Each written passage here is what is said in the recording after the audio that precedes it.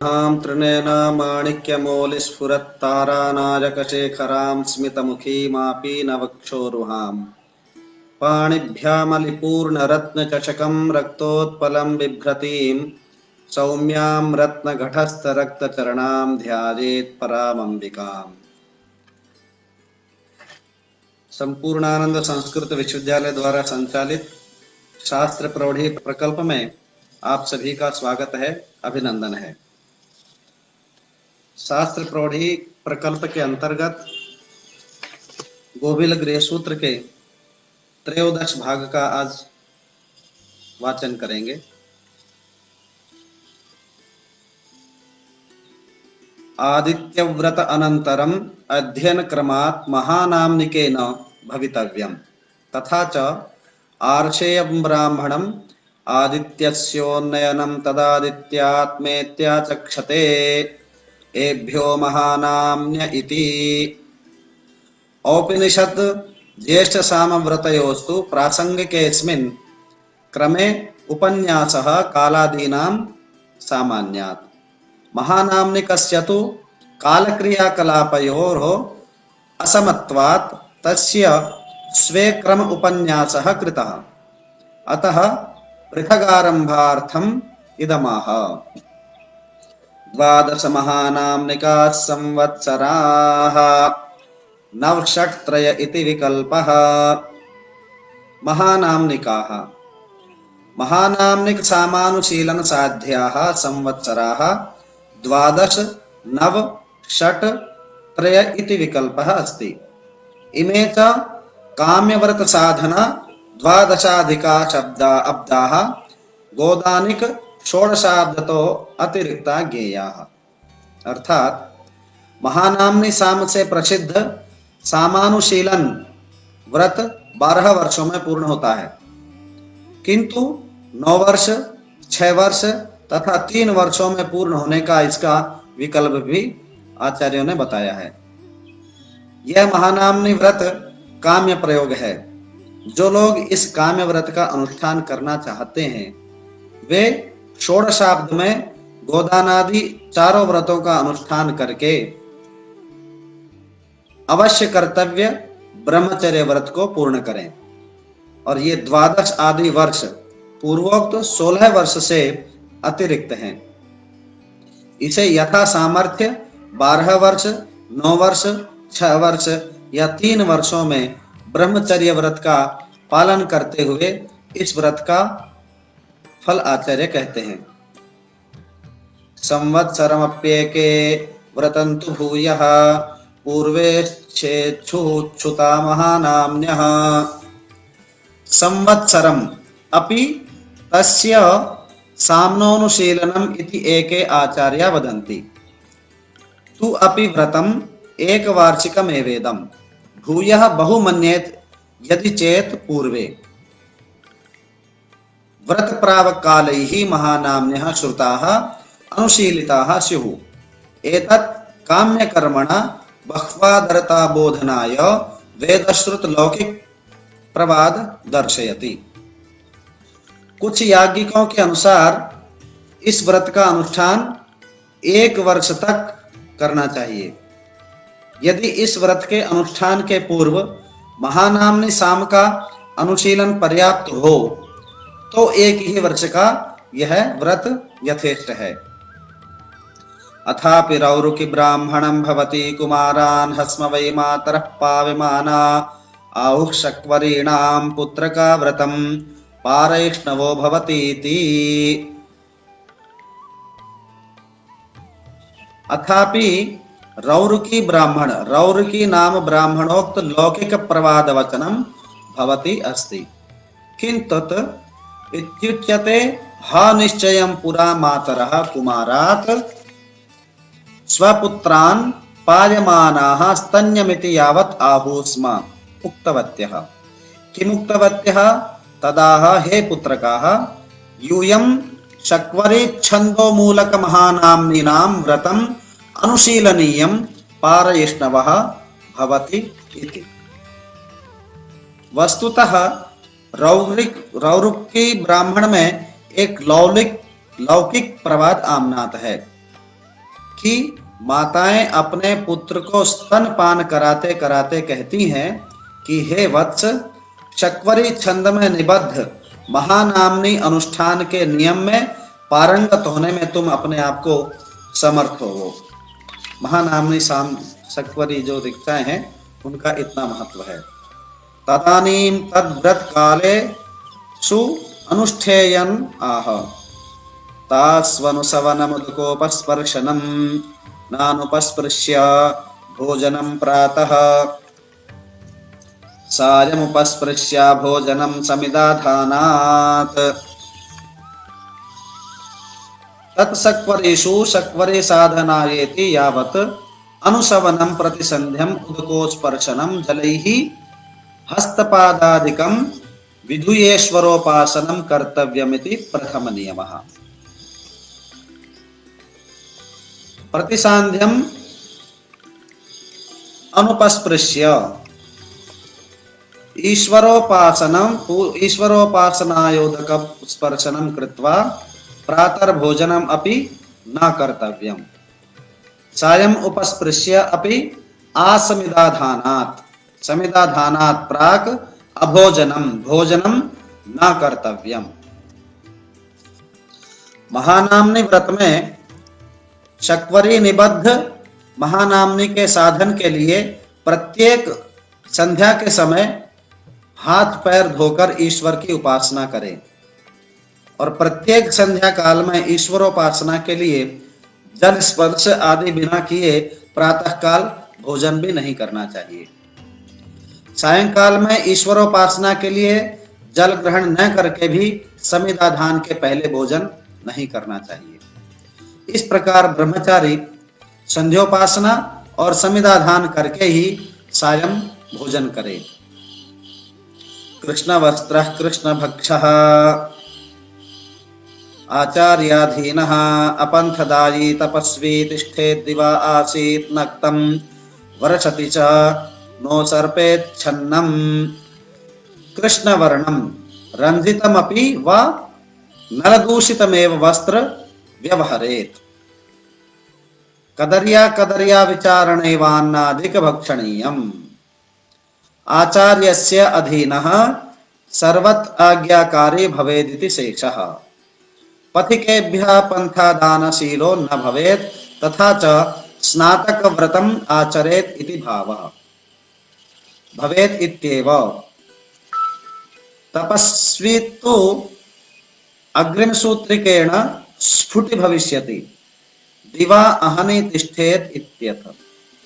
नोपविशेत् शयन कथा तु दूरपराहृता।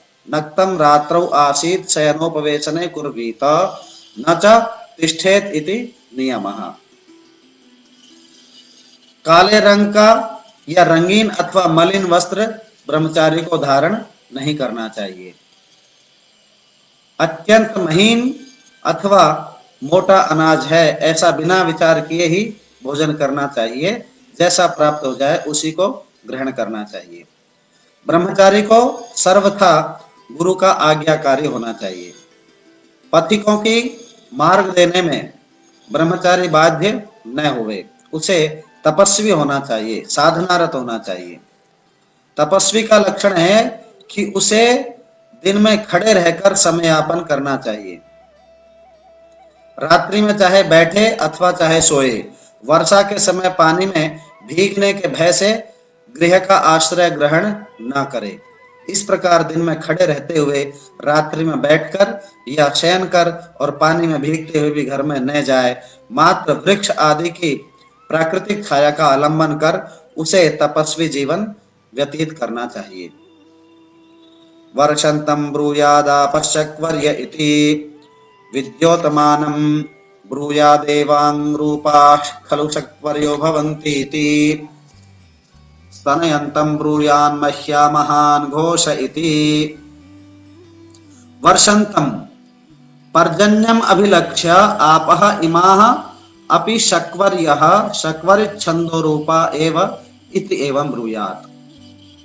विद्योतमानं बलाहकम् अभिलक्ष्य एवं रूपाः खलु शक्वर्यः भवन्ति इति एवं ब्रूयात्।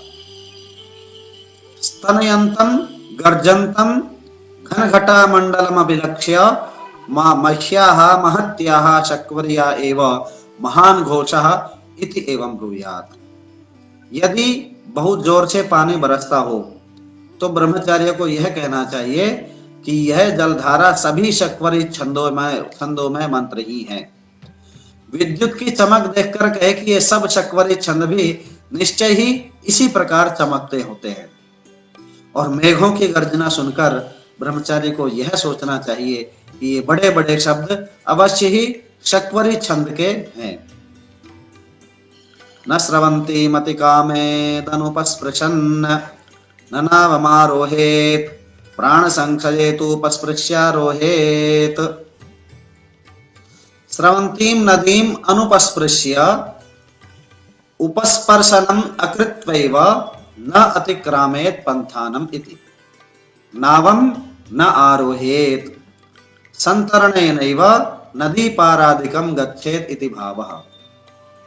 प्राण संशये यत्र सन्तरणेन पारादिगमने प्राण संशयः स्यात् तत्र तु उपस्पृश्य जलम आरोहेत् नावम इति। यदि मार्ग में सोते वाली नदी बाएं या दाहिने अनति दूर पर मिले तो उसका जल स्पर्श किए बिना ही आगे न जाए, जल का स्पर्श करके और उस नदी को प्रणाम करके ही आगे बढ़े। वह नौका पर न चढ़े अर्थात तैर कर ही नदी को पार करे। किंतु यदि उसे प्राण संकट का भय हो तो जल स्पर्श कर नौका पर बैठकर नदी पार कर सकते हैं। तथा प्रत्यवरुह्य उदक साधवो हि महानाम्य इति एवं खलु चरतः कामवर्षी पर्जन्यो भवति। प्रत्यवरुह्य नौत इति यावत् तथा एव उपस्पर्शन कर्तव्यम्। महानाम्नि व्रते कथमेवं कर्तव्यम् इत्याह हि यथा महानाम्यः ऋचः उदक साधव उदक व्यवहारेणैव साधनीया भवन्ति। अतः एतत् व्रत साधनाय सर्वयैवोदक व्यवहारो विधेय इति भावः। तेन किं फलम् इत्याह एवं उक्त प्रकारेण चरतः जनस्य खलु निश्चयमेव पर्जन्यः कामवर्षी भवति एवंच व्रतम इदं काम्यमिति फलितम्। नौका से उतरते समय भी उसी प्रकार जल स्पर्श करना चाहिए जिस प्रकार नौका में चढ़ते समय जल को स्पर्श करके उस नदी का सम्मान किया था, क्योंकि महानामनी ऋचाएं उदक व्यवहार के द्वारा ही साधनीय होती हैं। इसलिए इस व्रत के साधन के लिए सर्वथा उदक व्यवहार का विधान है। इस प्रकार के आचरण करने वाले जन के लिए मेघ निश्चय ही कामवर्षी होते हैं। अनियमो वा कृष्णस्थानासन पंथ भक्षेषु अथवा कृष्णस्थानासन पंथ भक्षेषु पूर्वोक्तेषु अनियमः कर्तव्यतया नियमो न स्वीकर्तव्यः। असमर्थश्चेत् अकृतेपि कस्मिंश्चिन् नियमे न क्षतिः इत्यर्थः। अथवा असमर्थ होने के कारण पूर्वोदिष्ट कृष्ण वस्त्र धारण आदि नियम का पालन न करने से कोई दोष नहीं लगता है। यदि वह कृष्ण वस्त्र धारण करने में असमर्थ है अथवा और जो नियम बताए गए हैं उन नियमों को पूर्णतया पालन करने में ब्रह्मचारी असमर्थ है तो उसका कोई विशेष दोष नहीं है, परंतु यथासंभव उन नियमों को पालन करके ही व्रत का अनुष्ठान करने से उस अनुष्ठान की सिद्धि शीघ्रता से होती है और निश्चय से होती है। तृतीये चरिते स्तोत्रीयामनुगापयेत् एवं इतरे स्तोत्रीये सर्वावां ते सर्वस्य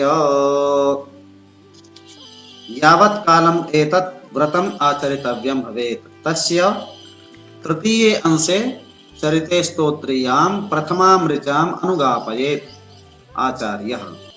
व्रतानुष्ठेय काल तृतीय भाग गते आचार्यस्तं व्रतिनमाद्यं मूलं सामाध्यापयेत् इत्यर्थः। इतरे द्वितीये तृतीये अपि स्तोत्रीये ऋचौ एवं तृतीयांशानुसारत एवानु महानाम्न्यार्चिकेषु तृतीय स्तोत्रीयाणां मंत्राणां व्याख्या। यह महानाम्नि व्रत जब तक अनुष्ठेय हो उसके तृतीयांश समय व्यतीत होने पर आचार्य इसी व्रत को प्रथम ऋक मूलक सामगान का अभ्यास करावे और बाद में शेष समय बीतने पर शेष द्वितीय और तृतीय स्तोत्रीय ऋक का गान भी तृतीयांश के अनुसार ही करावे। इस प्रकार व्रत काल के मध्यम तृतीयांश के बीतने पर मध्यम ऋक मूलक समाध्याय का अध्यापन आचार्य को कराना चाहिए। इसी से यह सिद्ध होता है कि अंतिम ऋक मूलक साम गान का अध्यापन करना चाहिए अथवा व्रत काल के अंत में एक ही बार में तीनों स्तोत्रीय ऋचाओं का गान करावे। और इस प्रकार यह भी विकल्प है कि समस्त महानाम्नि ऋचाओं के सामगान का उपदेश आचार्य अंत में एक ही बार करे। और वह ऋचाएं कौन कौन सी हैं जिन पर साम गान करना है? प्रथम स्तोत्रीय अनुगाने महानाम्न्यार्चिक मंत्र यह है, विदा मघवन विदा गातुमनुशंसिषो दिशः शिक्षा सचीनां पते पूर्वीणां पुरोवसो आभिष्टमभिष्टि विश्वार्णांशुः प्रचेतन प्रचेतयेन्द्रद्युम्नायन इषे एवाहि शक्रो राजेवाचार्य वज्रिवः सविष्ठ वज्रिन्द्रिञ्जसे मंघिष्ठ वज्रिन्द्रिञ्जसे आयाहि पिबमत्स्व। ये प्रथम स्तोत्र की 3 ऋचाएं हैं और द्वितीय स्तोत्र की ऋचाएं हैं, विदाराये सुवीर्यं भुवो वाजानां पतिर्वशां अनु मंघिष्ठ वज्रिन्द्रिञ्जसे यस्सविष्ठ शूराणां यो मंघिष्ठो मघोनां मंशुर्न शोचिः चिकित्वो अभिनो नयेन्द्रो विदेतमुस्तु हि ईशे हि चक्रस्तमूतये हवामहे जेतारमपराजितम् सनस्वर्षदति द्विषः क्रतुश्चन्दरितं बृहत्। ये द्वितीय स्तोत्र की तीनों ऋचाएं हैं और तृतीय स्तोत्र की ऋचाएं हैं, इंद्रम धनस्य सातये हवामहे जेतारमपराजितम् सनस्वर्षदति द्विषः पूर्वस्य यत्ते अद्रिवोऽंशुर्मदाय सुम्न आधेहिनो वसो पूर्तिः सविष्ठ सस्यते वशीः शक्रो नूनं तन्नव्यं सन्यसे शूरो योगोषु गच्छति सखासु सेवो अद्वयुः। ये 3 स्तोत्रीय ऋचाओं की सामगानों की तीन मिलाकर के 9 ऋचाएं हैं। इनका सामगान हम आगे करेंगे। यद्विहित महानाम्नि सामानुगापनम तत्रेति कर्तव्यताम आह उपोषिताय संभीलितायानुगापयेत्। उपोषिताय वक्ष्यमाण विध्यनुगत भोजन शून्याय किंच सम्मीलिताय वक्ष्यमाण विध्यनुगत वसनबद्ध नेत्राय एव ब्रह्मचारिणे अनुगापयेत्। चक्वरी स्तोत्रीयास्तिस्र आचार्य। इस प्रकार आचार्य को चाहिए कि उपयोषिताय आदि आगे कहे जाने वाले विधि पूर्वक भोजन शून्य रहने वाले ब्रह्मचारी के लिए और सम्मिलिताय आदि आगे कहे जाने वाले विध्यनुगत वस्त्र पहनकर नेत्र बंद किए हुए ब्रह्मचारी को सामगान का उपदेश करे। कंसमपां पूरयित्वा सर्वौषधेः कृत्वा हस्तावधाय प्रदक्षिणमाचार्यो हतेन वसनेन परिणह्येत्। कंसं पात्रमेकम् अपाप्रदानेन पूरयित्वा तत्रोदक पर्णकांस्य पात्रे सर्वौषधीः व्रीह्यादीः सप्त कृत्वा क्षिप्त्वा तत्रैव हस्तौ ब्रह्मचारिणः अवधाय निमग्नौ कारयित्वा आचार्यः प्रदक्षिण यथा स्यात् तथा अहतेन वसनेन तस्यैव अक्षणे परिणह्येत् बद्धे कुर्यात्। इत्थमेव संपाद्य तस्य सम्मीलनम्। आचार्य एक कांसे के पात्र में जल भरकर उसमें धान 7 7 धान्य औषधि द्रव्य डालकर ब्रह्मचारी के दोनों हाथों को उसमें डुबोकर उसकी दोनों आंखों को नवीन वस्त्रों से बांध देवे। यानी इस प्रकार से नेत्र के बंधन की क्रिया को परिणहन कर्म कहते हैं। और इस प्रकार परिणहन करने के कर्म के अंत में आचार्य ब्रह्मचारी को महानाम निसाम का अध्ययन अवश्य करावे। परिणहनान्ते वानुगापयेत परिणद्धो वाग्यतो न भुंजीत त्रिरात्रमहोरात्रौ वा। परिणहनान्ते वाचा अनुगापयेत ब्रह्मचारिणं महानाम निसाम आचार्यः परिणद्धः सह वाग्यतः भवेत् किंच त्रिरात्रम अहोरात्रौ वा यथा सामर्थ्यम न भुंजीत भोजनम न कुर्वीत। आचार्य परिणहन करने कर्म के अंत में ब्रह्मचारी को महानाम निसाम का गान करावे और पूर्वोक्त प्रकार से परिणद्ध ब्रह्मचारी वाणी का संयम अर्थात मौन व्रत करते हुए 3 रात या 1 दिन एवं 1 रात तक भोजन न करे, वह व्रत करे। अपि वारण्ये तिष्ठेदास्तमयात् स्वभूतेरण्येऽग्निमुपसमाधाय द्रव्याहृतिभिर्हुत्वार्थेनमवेक्षयेत् अग्निमाद्यमादित्यं ब्राह्मणमरडवाहमन्नमपोदधीतीश्वरभिव्यख्यं ज्योतिरभिव्यख्यमिति एवं 3 सर्वाणि। अपि वा अथवा अस्तमयात् सूर्यास्त कालादारभ्य अरण्ये तिष्ठेत अरण्य स्थितिं कुर्वीत। एतस्मात् एव लिंगात् उपोषणाः कृत्स्नम् एकस्मिन्नरण्येवस्थानम्। अथवा अस्तमयात् अस्तमयं यावदरण्ये तिष्ठेत रात्रौ तु ग्रामे वासीत।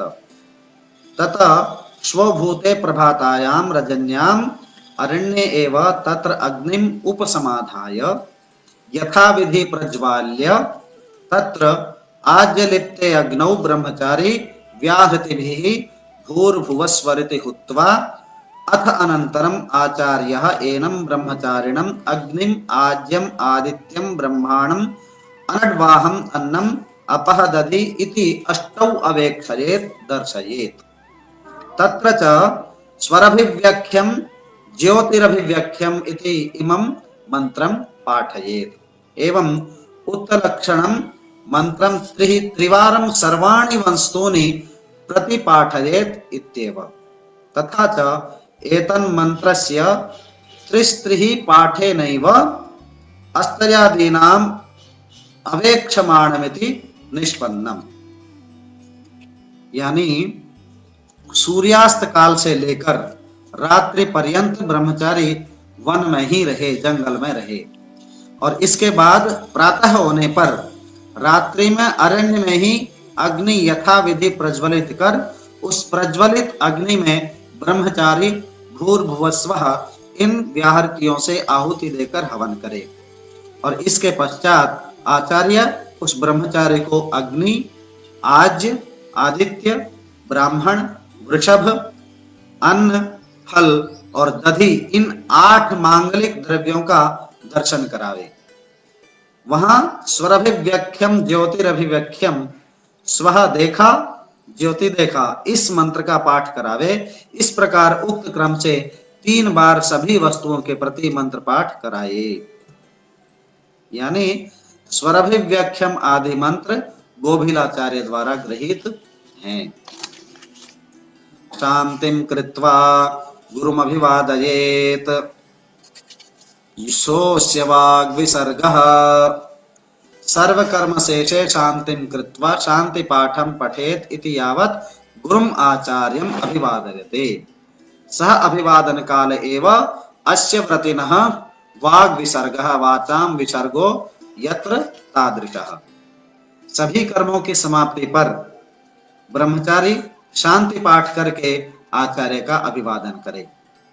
गुरु का अभिवादन करके वह ब्रह्मचारी अभिवादन करते समय संयत वाक रहे, अभिवादन के बाद संयत वाक का नियम छोड़ दे। अनड्वान् कंसो वासो वर इति दक्षिणाः प्रथमे विकल्पः आच्छादयेत् गुरुमित्येके। अनड्वान् वृषभः कांस्य पात्रं वासः वसनं वरः गौः इति चतस्रः दक्षिणाः महानाम्नि वृतस्य इति शेषः। तत्र च प्रथमे अनडुह द्रव्ये एव विकल्पः। विकल्पतः कंसादीनाम् अन्यतमो व्यवस्थेयः। एके आचार्याः तु गुरुम् आच्छादयेत् वासोभिरिति शेष इत्येव विदधतीति। महानाम्नि व्रत के अंत में वृषभ, कांस्य पात्र, वस्त्र और गौ दक्षिणा देनी चाहिए आचार्य को। गौ के विकल्प के रूप में ही वृषभ, कांस्य पात्र आदि में एक देने को भी आचार्य ने बताया है। छंदोग परिशिष्ट में कहा है गौर विशिष्टतमा विप्रैर्देवेदेष्वपि निगद्यते न ततोऽन्यद्वरं यस्मात् तस्मात् गौरवर उच्यते। इस प्रकार गौ दक्षिणा वर अर्थात श्रेष्ठ है। किन्हीं याज्ञिकों के मत से गुरु को सर्वांग वस्त्र से आच्छादित करना चाहिए। कर्मदीप प्रकाश में बताया है येषां व्रतानाम् अन्तेषु दक्षिणा न विधीयते वरस्तत्र भवेत् दानम् अपि वाच्छादयेत् गुरुम्। अर्थात व्रत के अनुष्ठान के अंत में वस्त्र से गुरु को आच्छादित कर देवे दक्षिणा के रूप में। इदानीं पुनः सर्वव्रत सामान्यमेव किंचित वक्तव्यम् इत्यत आह। ऐन्द्रः स्थालीपाकस्तस्य जुहुयादृतं सामयजामः इत्येतयर्चा सदसस्पतिमद्भुतमिति शोभाभ्यां वा अनुप्रवचनीयेष्वेवं सर्वत्र।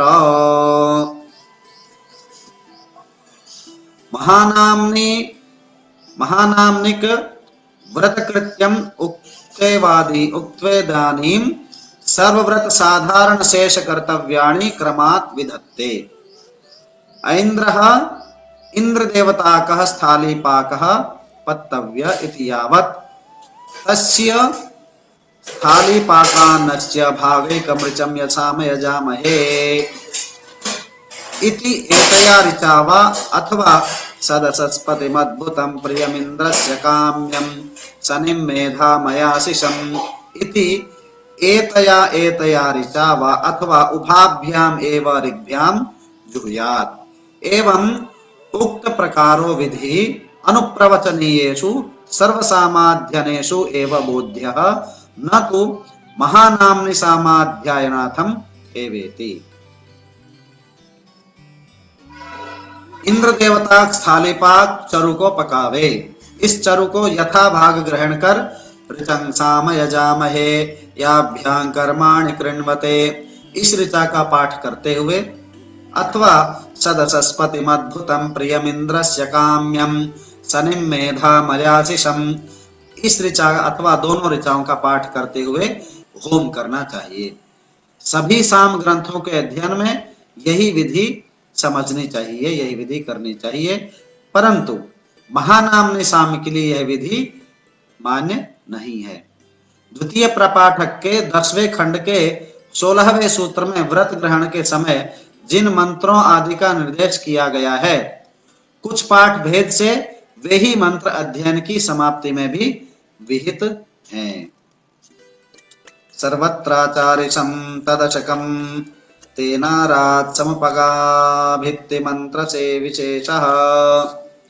सर्वत्र व्रतांतेषु मंत्र विशेषः पाठ परिवर्तन कृतः कर्तव्यः इति कानिचितानि पाठ परिवर्तनानि इत्याह आचार्यं तदशकं तेनारात्मानम् उपागाम इति नामानि तानि च मंत्र ब्राह्मणोक्तेषु अग्ने व्रतपते व्रतं करिष्यामि इत्येवं आदिषु पंचसु बोध्यानि। सभी व्रतों के अंत में मंत्र विशेष में पाठ का परिवर्तन करना चाहिए। वे पाठ परिवर्तन किस प्रकार हो, इस पर कहते हैं आचार्य कि आचार्यम तदशकम तेना रात्सम और उपागाम आदि पूर्वोक्त मंत्र की क्रिया आदि भूतकाल के रूप में व्यवहृत करें। इसी प्रकार अग्नि व्रत पते आदि पांचों मंत्रों में भी जानना चाहिए। आग्नेये च ऐन्द्रे महिषी गौः पावमाने पर्व दक्षिणाः। आग्नेये पर्वणि अधीते तस्याध्यापनस्य दक्षिणा अजः एकः आचार्याय देयः। ऐन्द्रे पर्वणि अधीते तस्याध्यापनस्य दक्षिणा मेषः एकः आचार्याय देयः। पावमाने पर्वणि अधीते तस्याध्यापनस्य दक्षिणा गौः एका आचार्याय देया इति पर्वदक्षिणाः। गेयगानानां सामग्रन्थीय पर्वणां परिच्छेदानां अध्ययन निमित्तां दक्षिणाः आचार्यलभ्याः ताश्च ब्रह्मचर्यावस्थायां दातुम् असमर्थश्चेत् गृहस्थाश्रम प्रवेश काले एव दातव्याः, तत्र न दोष श्रुतिः। विद्यार्थी को यह अवश्य जानना चाहिए कि वह शाम के आग्नेय पर्व को पढ़ लेने पर गुरु को दक्षिणा के रूप में एक अज देना चाहिए, और शाम गान के भाग के ग्राम गेय गान के भाग के ऐन्द्र पर्व के पढ़ लेने पर आचार्य को एक भेड़ा दान में देना चाहिए, दक्षिणा के रूप में देना चाहिए। और पावमान पर्व संपूर्ण पढ़ लेने के पश्चात आचार्य को दक्षिणा के रूप में एक गाय देनी चाहिए। इन्हीं को पर्व दक्षिणा कहते हैं। वस्तुतः गेयगान नामक सामवेदीय गान का पर्व नाम से प्रधान रूप में परिच्छेद त्रय के पढ़ाने की ये दक्षिणा होती है। यदि छात्र इसे ब्रह्मचर्य अवस्था में न दे सके तो गृहस्थाश्रम में जब प्रवेश करने लगे तब उसको आचार्य को ये दक्षिणा अवश्य देनी चाहिए। गुरुकुलात् पितृगृहे प्रत्यागतस्य गुरुवादि भोजनं विधत्ते प्रत्येत्याचार्यं सपर्षत्कं भोजयेत् स ब्रह्मचारिणश्चोपसमेतान्। अप्रत्येति गुरुकुलात् स्वगृहे प्रत्यागतः सपर्षत्कं पुत्रादि परिजन सहितम् आचार्यं भोजयेत्। तदिदं भोजनं स्वगृहे आचार्यादिकानानीय आचार्य गृहे गत्वा चेति न नियमः। किंच च ब्रह्मचारिणः सतीर्थाः समानकाल व्रतचारिणश्च उपसमीपे स्वगृहे समेतान् निमंत्रणाहुतान् च अपि भोजयेत् इत्येव। गुरुकुल से अपने घर लौटने पर गुरु एवं गुरुपुत्रों आदि परिजनों के सहित अपने आचार्य को शिष्य भोजन कराए। वह भोजन अपने घर पर हो या गुरु के गृह में हो, शिष्य को चाहिए कि वह अपने सहपाठियों को भी निमंत्रण देकर उनके साथ भोजन कराए। ज्येष्ठ साम्नो महानाम्निकैकेनैवानुगापनकल्पो व्याख्यातः। ज्येष्ठ साम्नः अनुगापनकल्प अध्यापन प्रकारः महानाम्निकेन एव कथितः। ज्येष्ठ साम च महानाम्निकम् इव उपोषितम् उपनद्धाक्षमरण्यगं बाध्यापयेत् इत्यर्थः। ज्येष्ठ साम का अध्ययन प्रकार महानाम्नी के समान ही कहा गया है। ज्येष्ठ साम के अध्ययन में भी शिष्य को उपवास करके नेत्र बंधन आदि कार्य करना चाहिए। अथेदानीं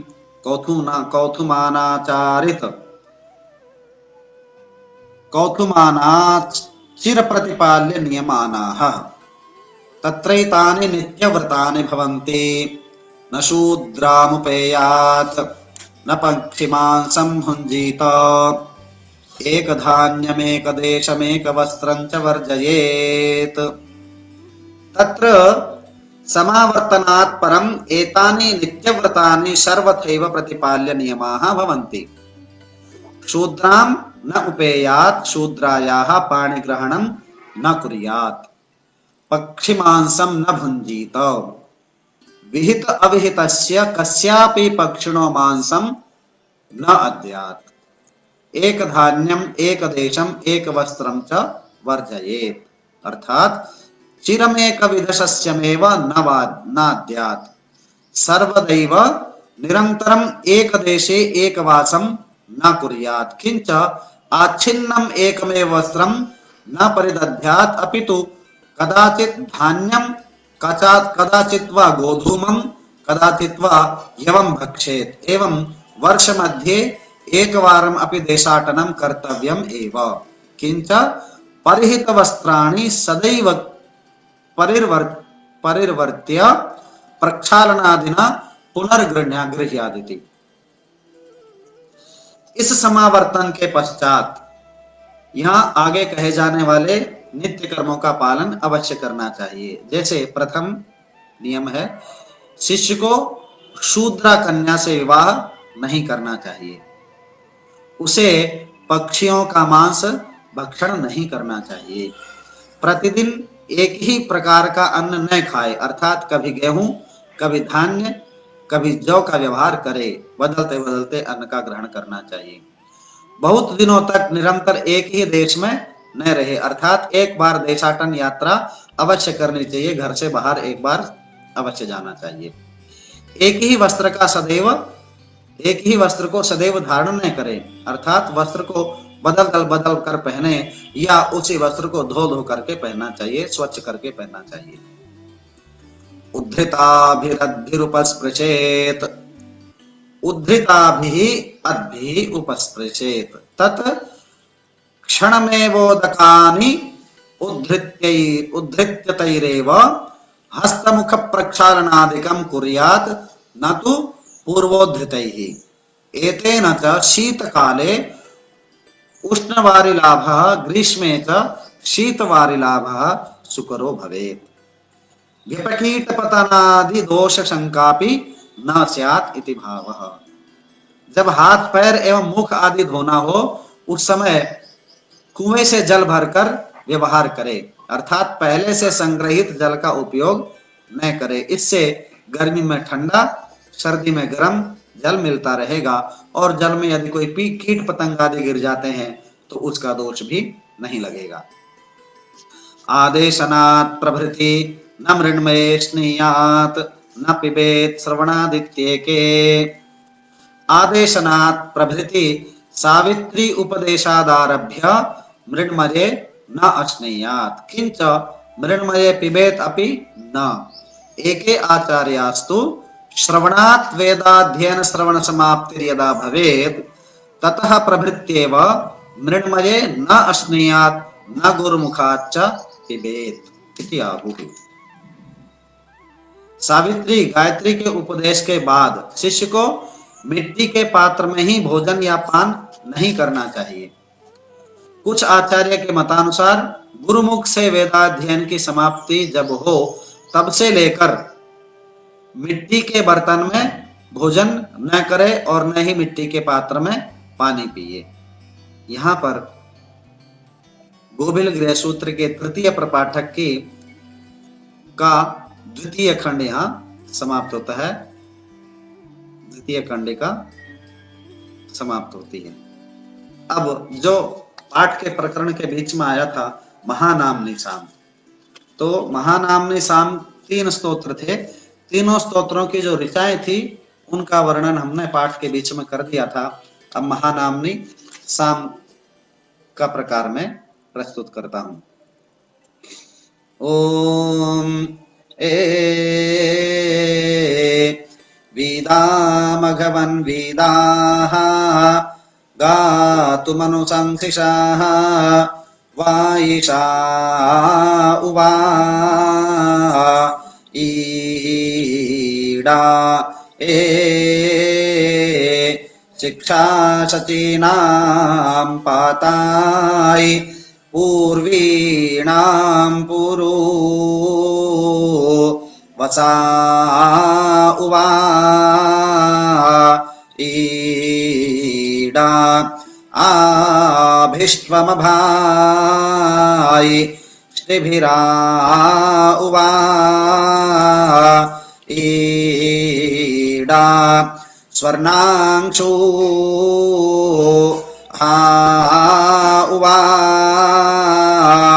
ईडा प्राचे तन प्रचेतया इंद्रा जन्नाना दन्नायना ईशाय इडा इंद्रा जुम्नायना ईशाय अथा इंद्रा जुम्नायना ईशाय इडा एवा हि शक्रोराये वाजार्यवा ज्रीवाः शाविष्ठवज्रिन्ना जासायि मंहिष्ठवज्रिन्ना हो जासा उवा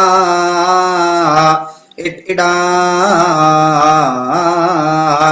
आया हि पिबमात् सुवा इडा। ये प्रथम स्तोत्रीय गानानुगानम हुआ। अब द्वितीय स्तोत्रीयानुगान प्रस्तुत करते हैं। ए विदाराये सुवीर्याम् भुजो भुवो वाजानां पतिर्वशाम्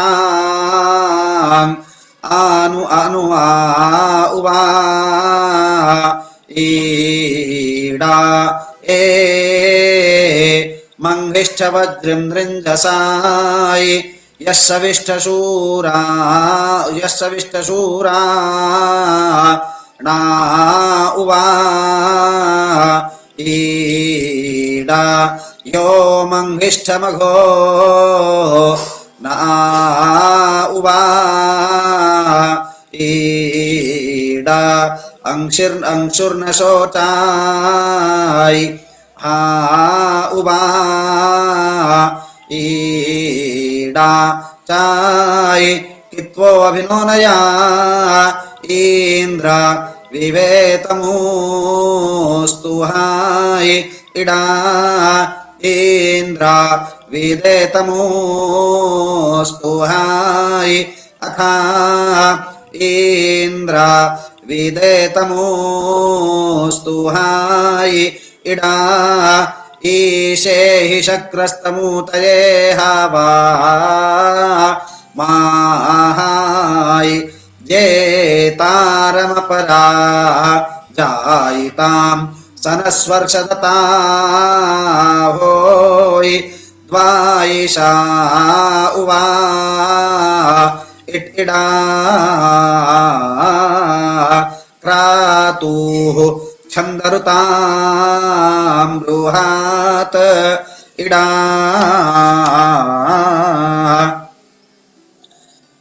अब तृतीय स्तोत्रीयानुगानम। ए इंद्रं धनस्य सातयाय हवामहे जेतारमपरा जितमा उवा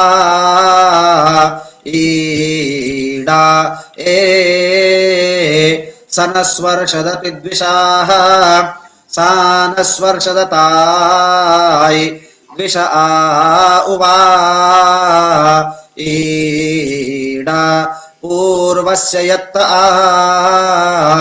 द्रिव उवा ईडा अंशुर्मदाया हा उवा ईडा सुम्न आधेहिनो वसाओ पूर्तिः साविष्ठसास्यताय इडा पूर्तिः साविष्ठसास्यताय अथा पूर्तिः साविष्ठसास्यताय इडा वशीः शक्रो नूनं तन्नव्यंसा न्यासाय प्रभोजनस्य शवा त्राहान् समर्ये शुभ्रवाहोयि वाहा उवा इट्किडा शूरो योगो शुगाच्छता इडा शाखा सुषेवो द्वायुः इडा। अब पंचपुरेश पदानुगानम। आईवा हियेवा हो इहो वाह उवा ईडा आईवा हियज्ञाय हो इहो वाह उवा ईडा आईवा हि इंद्रा होई हो वाह उवा ईडा आईवा हि पूषान होई हो वाह उवा ईडा आईवा हि देवा